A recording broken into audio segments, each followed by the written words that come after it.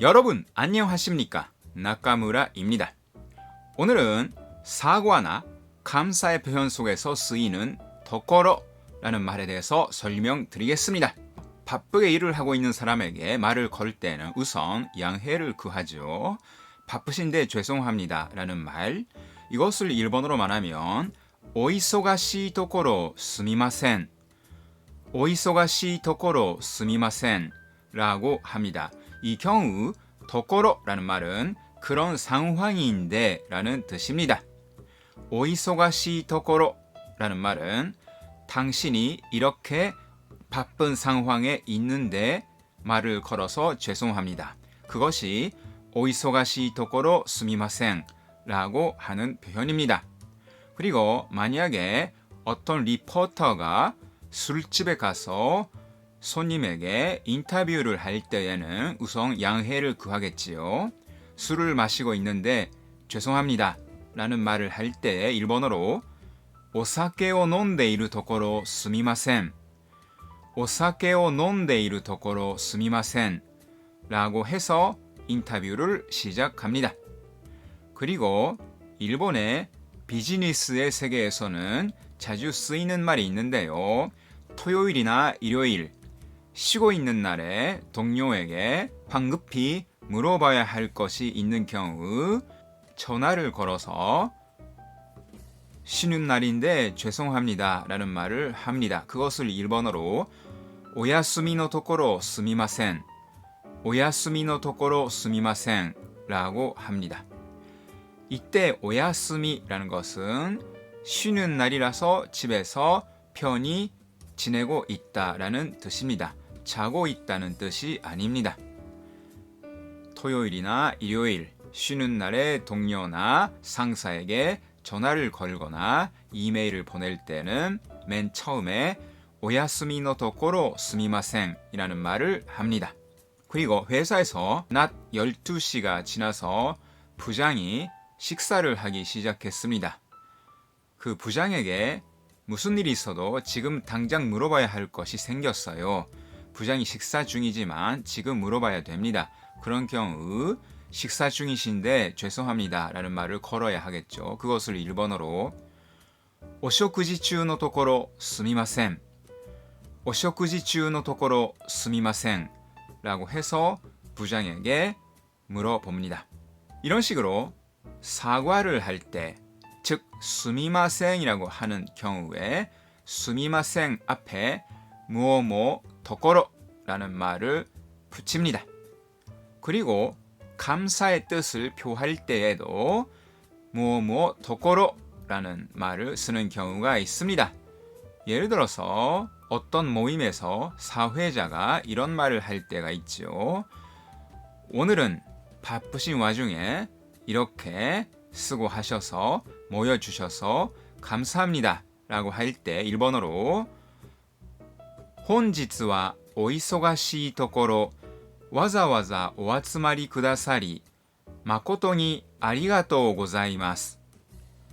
本日はお忙しいところわざわざお集まりくださり誠にありがとうございます。 사회자가 자주 이런 말을 합니다. 바쁘신 와중에 와주셔서 고맙다라고 할 때 오이소가시 도코로라는 표현을 씁니다. 그리고 결혼식에서 아주 먼 곳에서 와준 사람이 있는 경우에 그 사람이 사는 집에서 결혼식장까지 아주 멀다는 상황이 있음에도 불구하고 와주어서 고맙다라고 말할 때 일본어로 遠いところありがとう、遠いところありがとう라고 합니다. 그리고 동료들이 술집에서 회식을 하고 있을 때에 동료 중에 한 사람이 야근을 하고 있기 때문에 시간에 오지 못하고 늦게 오기로 됐습니다. 그 동료가 밤 11시쯤 돼서 근무를 마치고 술집에 도착했을 때에 그런 경우에 처음부터 술집에 있었던 사람들이 늦게 온 사람에게 피곤한데 와주어서 고맙네 라는 말을 하겠죠. 그것을 일본어로 疲れてるところ来てくれてありがとう、疲れてるところ来てくれてありがとう라고 합니다.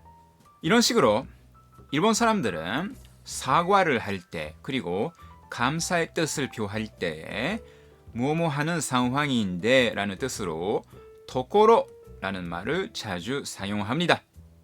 알아두십시오.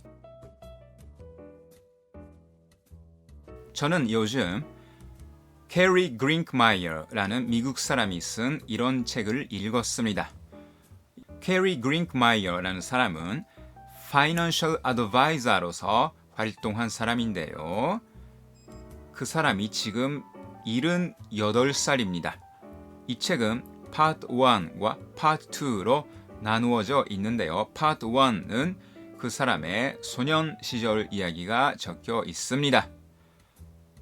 1950년대에 소년 시절을 지냈던 그 사람은 학교에서 자주 피난 훈련이 있었다고 합니다. 소련군의 공습이 시작됐다라는 상정하에 피난하는 연습이 1950년대 미국에서 자주 있었다고 합니다. 1950년대 미국에서는 민방 훈련이 있었다는 것입니다. 그리고 이 캐리 그링크마이어 씨가 8살 때에 아주 충격적인 사건이 터집니다. 그것은 당시 30살이었던 어머니가 유방암으로 죽었다는 것입니다. 어머니가 입원하고 있는 동안 캐리 그링크마이어 씨 8살, 그때 형이 10살이었다고 하는데요. 형과 둘이서 가톨릭 교회에 가서 자주 기도를 했다고 합니다. 가톨릭 교도들은 로저리라는 구슬이 30개 정도 이어져 있는 기도할 때 쓰는 도구가 있고 그것을 가져가서 주 기도문으로부터 시작해서 한 번 기도할 때마다 구슬을 하나씩 옮겨가면서 매일 어머니의 유방암이 낫도록 기도를 했다고 합니다. 그런데 몇 개월 후에 어머니가 죽어버렸습니다. 그때 8살이었던 캐리 그링크마이어 씨와 그때 10살이었던 그 형은 하나님에게 기도를 해도 전혀 소용이 없다. 무슨 의미도 없다. 라고 결론 짓고 캐리 그링크마이어 씨는 78살이 된 지금까지 무신론자로서 살아왔습니다. 기도를 했는데 어머니가 죽어버렸다라는 것이 8살 소년에게는 아주 큰 타격이 된 것입니다. 그때 캐리 그링크마이어 씨는 8살이었기 때문에 스스로 가톨릭 교회에 간 것이 아니라 가족이나 친척들이 교회에 가서 열심히 하나님께 기도를 하면 반드시 어머니의 병은 낫는다 라는 말을 듣고 그 말을 믿고 어머니를 사랑하는 마음으로 기도를 했습니다. 하지만 어머니가 죽어버렸기 때문에 하나님께 기도를 하면 문제가 해결된다는 이야기는 뻥이었구나. 나는 속았구나. 라는 인식을 가지고 그 후 70년 살아왔습니다. 지금 미국에는 총 인구의 56%가 기독교인이라고 합니다. 44%는 기독교를 믿지 않는 겁니다. 캐리 그링크마이어 씨의 아버지는 아내가 죽고 나서 다른 여성과 결혼을 합니다. 아이들을 교육하기 위해서는 어머니가 필요하다는 생각에서 그렇게 했습니다. 두 번째 아내는 가톨릭 교도였습니다. 가톨릭 교도였던 어머니 밑에서 8살 이후 캐리 그링크마이어 씨는 교육을 받았지만 그럼에도 불구하고 캐리 그링크마이어 씨 자신은 무신론자로서 계속 살았습니다. 44%의 미국인들이 무신론자로서 살고 있는데요. 여러 가지 이유가 있는 것 같습니다. 8살에 어머니를 잃은 캐리 그링크마이어 씨는 슬픈 마음을 가지면서 소년 시절을 보냈지만 결국에는 파이낸셜 어드바이저로서 미국에서 성공했습니다. 지금은 엄청난 부자가 됐습니다. 제가 읽은 책의 파트 2 부분에는 성공하기 위해서 이렇게 살아라 라는 메시지가 적혀 있는데요. 그것은 부정적인 생각을 가지지 말라. 반드시 행동을 하라. 라는 내용인데요. 그것은 저는 이미 알고 있는 내용이었습니다. 그렇기 때문에 저에게 있어서는 파트 1, 1950년대에 미국의 소년이 어떤 생활을 하고 있었는지 그것을 알고 있었다는 점에서 유익한 책이었습니다.